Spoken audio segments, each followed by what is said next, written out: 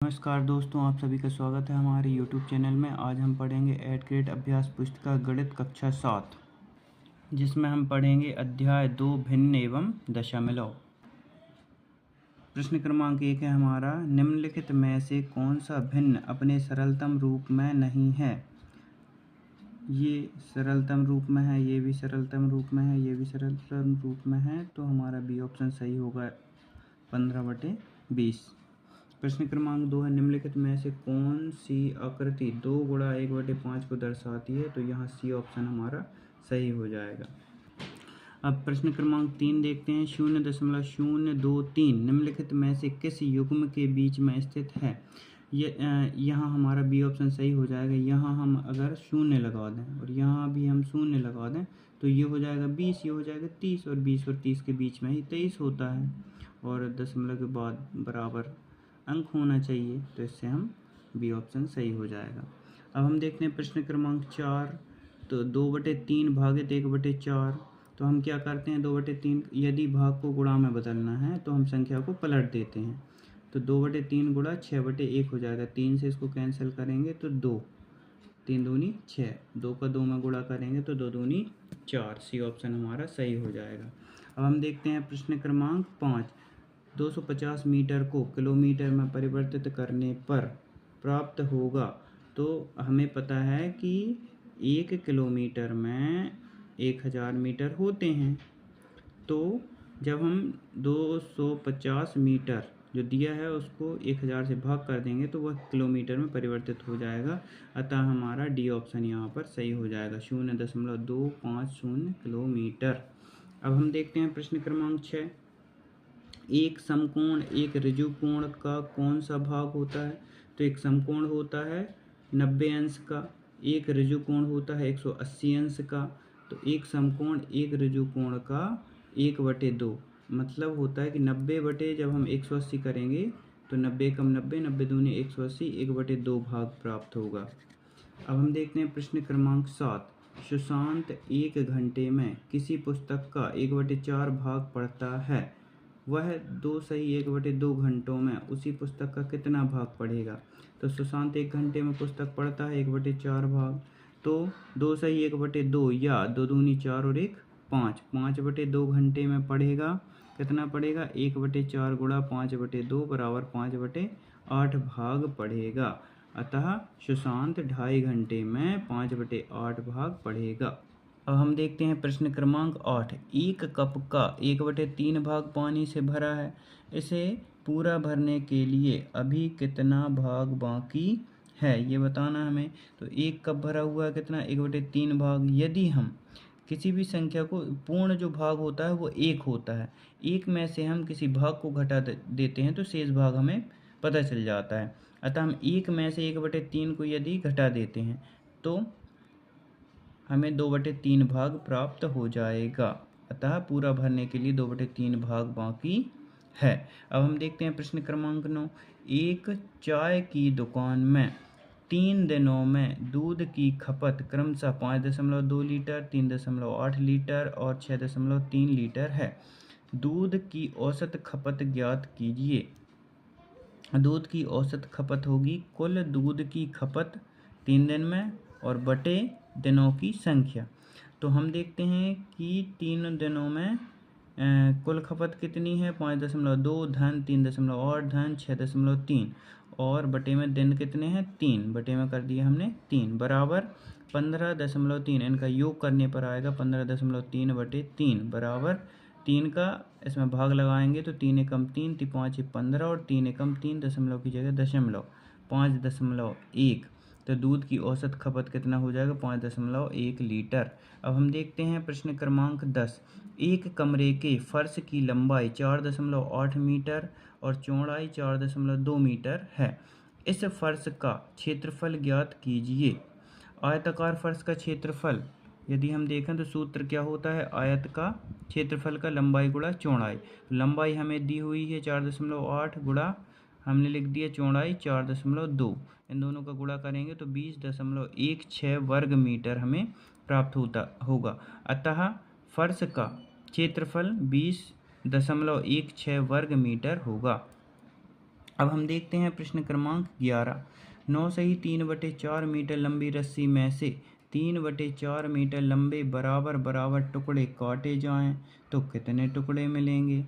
अब हम देखते हैं 9 सही 3/4 को हम क्या लिख सकते हैं 39/4, क्योंकि 9 चौके 36 और 3 39 मीटर। रस्सी के बराबर बराबर टुकड़े करना है हमें कितने 3/4 मीटर लंबे करना है, अतः हम 3/4 का 39/4 में भाग लगा देंगे। तो हमें क्या भाग को यदि गुणा में बदलना है तो भाजक संख्या को हम पलट देते हैं, तो 3/4 की जगह 4/3 लिखेंगे। तो 39/4 गुणा 4/3 बराबर हमें 3 से इसको काटेंगे 13 बार और 4 से 4 कैंसिल हो जाएगा, अतः 13 टुकड़े होंगे। अब हम देखते हैं प्रश्न क्रमांक 12। एक तोता और एक कबूतर जमीन से क्रमशः 20 सही 1/8 मीटर और 20 सही 1/2 मीटर की ऊंचाई पर उड़ रहे हैं। यदि 1 मीटर प्रति 2 सेकंड की गति से वह नीचे आते हैं तो जमीन पर पहले कौन आएगा और उसके जमीन पर नीचे आने में लगने वाला समय ज्ञात करो। तोता की दूरी कितनी है, हमने देखा 20 सही 8/1 को 20 अट्ठे 160 और 161/8 हो जाएगा। कबूतर की दूरी कितनी हो जाएगी 20 सही 1/2, मतलब हो जाएगा 20 दूनी 40 और 41/2 गुणा 4/4। यदि हमने 4/4 का गुणा इसलिए किया है क्योंकि इसका हर और इसका हर हमें समान करना था और हम अंश और हर में समान संख्या का गुणा या भाग कर सकते हैं, अतः हमने 4/4 का इसमें गुणा किया है। तो 41 का 4 में गुणा करेंगे तो 164 और 2 का 4 में करेंगे तो 8 प्राप्त होगा। अच्छा, जमीन पर आने में लगा समय दूरी बटे चाल। तो अब हम देखते हैं कि 161/8 जमीन पर पहले कौन आएगा जिसकी दूरी कम रहेगी, तो दूरी कम किसकी है तोता की 161/8 और ये 164/8 है, तो दूरी सबसे कम है तोता की।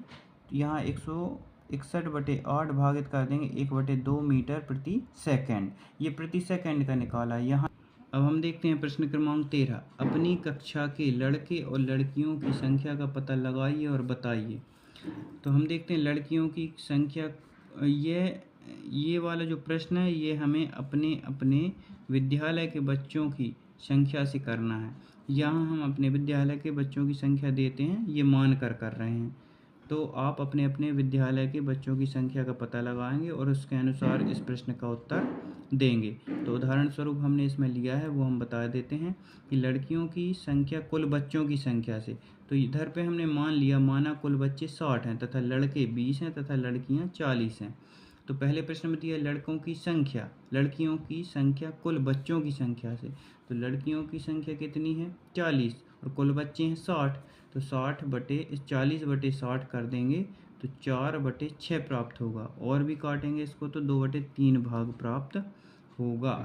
2/3 भाग हैं, तो लड़कियों की संख्या कुल बच्चों की संख्या से 2/3 भाग है। अब हम देखते हैं प्रश्न क्रमांक 2 कि लड़कों की संख्या कुल बच्चों की संख्या का कितना भाग है।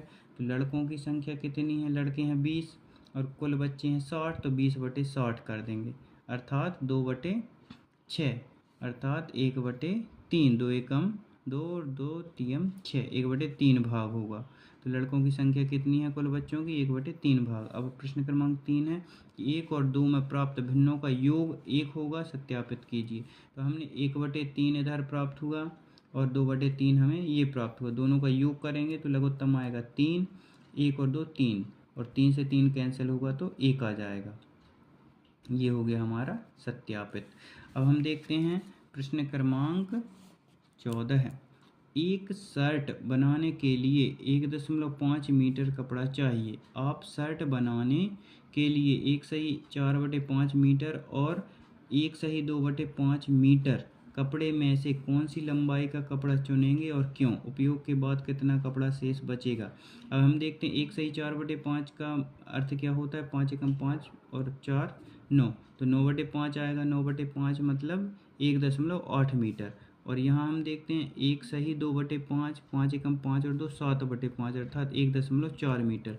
1.4 1.5 से कम है, अतः हमें 1.8 मीटर कपड़ा चुनना होगा। अतः हम 1 सही 4/5 मीटर की लंबाई का कपड़ा चुनेंगे और कितना शेष बचेगा हमारे पास, तो 1.8 में से 1.5 हम घटा देंगे तो हमें 0.3 मीटर कपड़ा शेष बचेगा हमारे पास।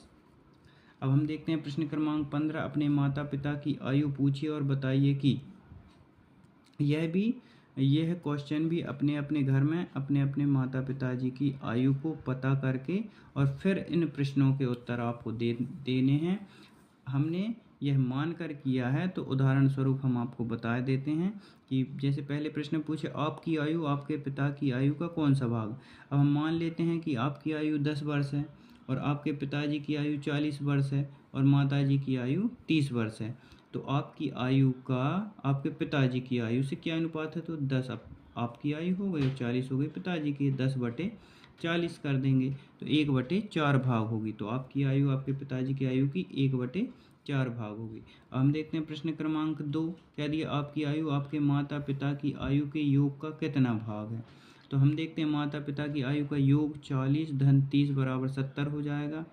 तो हम यहाँ हमारी आयु कितनी है, 10 वर्ष है, तो 10/70 हो जाएगा बराबर 1/7 भाग होगी। तीसरे प्रश्न में यदि आपकी आयु और आपके माता एवं पिता की आयु के योग को एक वृत्त में प्रदर्शित करते हैं तो उस वृत्त में आपकी आयु वाला भाग छायांकित कीजिए। हम देखते हैं कि 70 और 10 80, अर्थात हम 8 खाने इसमें बना सकते हैं और हमारी 8 खाने में से टोटल कितना आएगा हमारा भाग, ये देखिए ये हमने इसको छायांकित कर दिया है। तो धन्यवाद दोस्तों। अब अगले अध्याय के लिए हम अगली वीडियो में मिलते हैं।